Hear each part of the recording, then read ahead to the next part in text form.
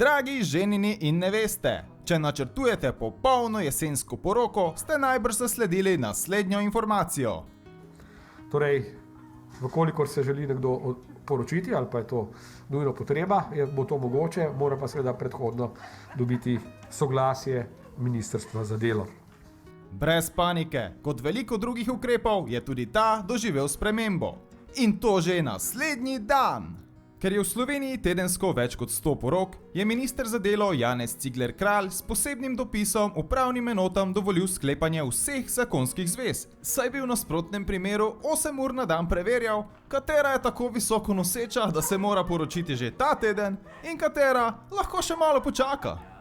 Poroke so torej dovoljene in to na najbolj romantični lokaciji, na matičnem uradu. Vse to pa ob varnostnem pogoju, da so na obredu prisotne največ 3 osebe. Verjetno bi bilo varneje, če bi postopek omejili na 2 osebi, ampak najbrž ni preveč vljudno, da jo pošlješ naj sama to zrihta, medtem ko ti doma gledaš tekmo. Če ste pravkar dobili idejo, da bi matičarja raje povabili na dom, vas moramo tukaj zaustaviti, saj so notranja servisna dela trenutno prepovedana.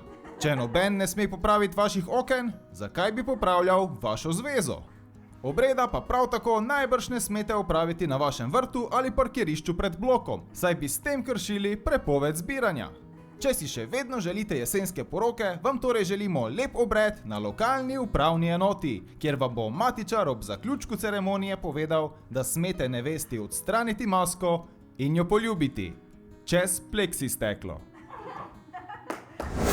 Hej, to je naš YouTube kanal, klikni na ta gumb in se naroči, da boš na tekočem. Polagaj pa nas tudi na Facebooku in na Twitterju, pa na ulici, pa na kakšnem javnem WC-ju.